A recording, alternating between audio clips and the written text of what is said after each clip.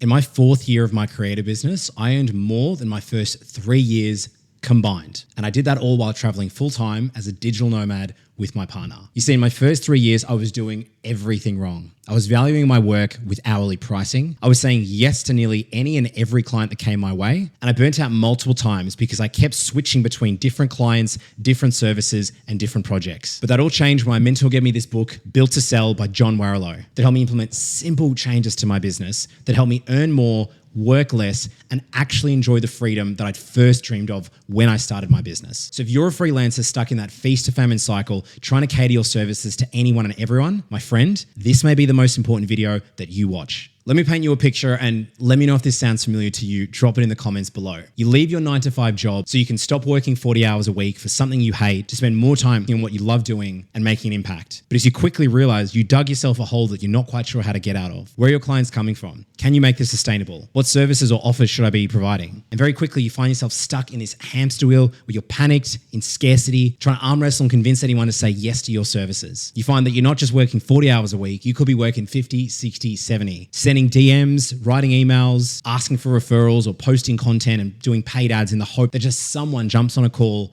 and says yes to you. And even if you do secure your first client and they suddenly ask, what's your price or how much does it cost to work with you? You try to do the maths, you pull some number out of your backside, or even worse, you guess how many hours it's going to take, multiply it by your hourly rate, and you just quote them that number.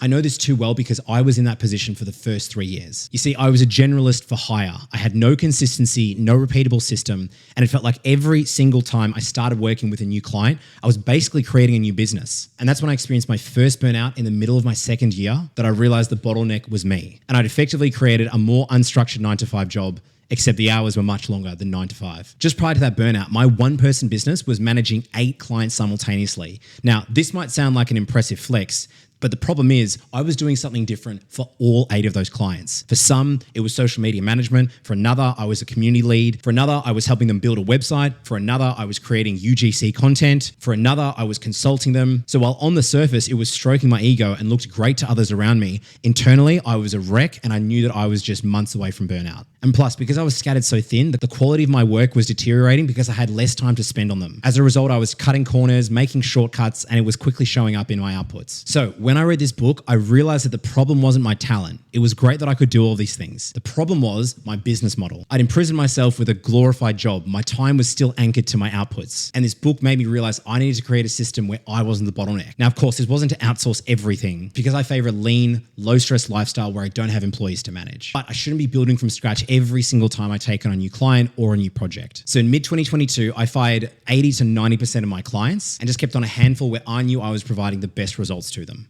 By the way, there was no ill feeling. I just let them know that I was taking some time off, which I technically was, but I was just severely burnt out. Of course, I didn't tell them that. Where possible, I referred them to others in my network, or I helped upskill anyone in their team with handover documents or the processes that we'd done together. I then implemented 3 changes across the next year up until late 2023 that helped streamline and productize my business so that I could take it overseas and work remotely while earning more and working less. Here's what I did. Number 1, I stopped generalizing and I started specializing. I narrowed the very specific focus of what I offered to my clients. Even though I had the talent of offering 8 services, I was doing 8 services very mediocre. And that's where I've embraced the philosophy of less but better. I would rather be world-class and exceptional at one thing because that attracts high-quality clients, lets you charge higher prices, and ensures that the output that you deliver is world-class and results in more ongoing work, stronger referrals, or an incredible portfolio. As I've shared in a previous video, I went through the process of isolating who were the clients that were resulting in the highest revenue, the ones that I enjoyed working with the most, and that I could provide the best result for. And for me, that intersection was producing educational video content for clients that were either in the travel,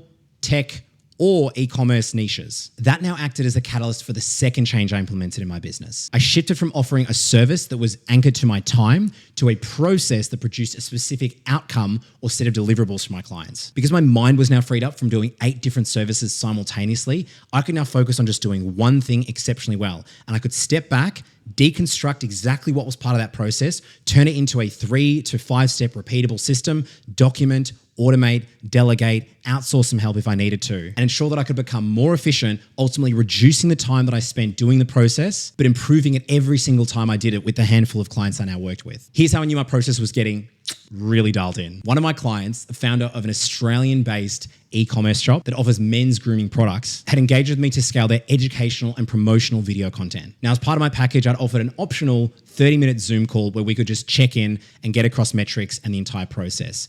About 2-3 weeks into the process, he actually messaged me to say, no hard feelings, but we don't need to catch up every week, because the process that I'd built and that we'd been running was so smooth. It kept him informed. It kept all the deliverables on track. He had full visibility of what was going on, that he just didn't need the 30 minutes to check in. So I unlocked another 30 minutes back into my week that I didn't need to spend with my client, and asynchronous communication now became the standard. And for all offers I had going forwards, this is now what I have with my clients. Other than a kickoff call and sometimes a wrap-up call, they're so confident in the proven process that they don't need a weekly call to check on how things are going, because I have a process that constantly communicates and provides updates on where things are at in the pipeline, which led to the third and toughest change I had to make to my business as a lifelong people pleaser: saying no a lot. See, the first change got me to remove my generalization and to become a specialist. That led to the second change, which helped me streamline that into a repeatable, efficient process. So now that I know the very clear result I'm offering to a very specific type of client, it also means anything that doesn't relate to that isn't my business. Because I'm now positioned as a go-to expert for producing a particular result, I've intentionally chosen to not be an expert in all of these other areas.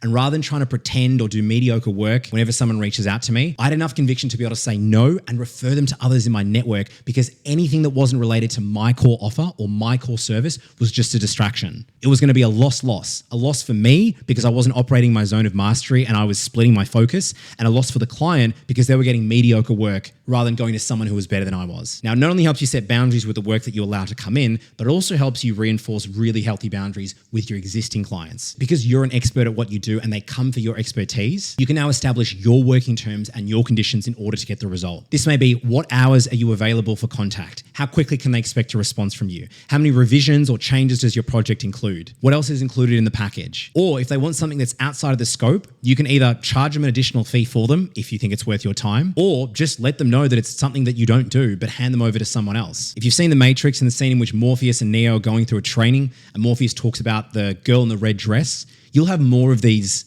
the more that your business grows. These are shiny opportunities that look good or that you could say yes to, but they are just going to distract you from your main mission, which is to continue scaling that one offer that you have, improving it, getting better results for your clients, attracting more clients, and sustainably servicing them without burning out. Anything outside of that is a distraction. So my friend, you need to say no. Probably a lot more often than you are right now. In my case, every week I receive emails and DMs asking me for brand collaborations, UGC content, it goes on. And I've embraced that I've been able to say no to most things and yes to just a handful, because in doing so, it's led me to more peace of mind to know that I'm on the right track. It's led to better results for my clients, which in turn results in more ongoing work and ultimately creates more predictable income so that I can travel, take time off, or work on my own terms that suit me. So my friend, I want to leave you with one question from this video. What is the one service or the one offer that you could become world-class at if you sunk your teeth into it for the next 1, 2, or 5 years? So while you marinate over the answer to that, you'll want to check out this video where you can steal the exact system I used to generate over $200,000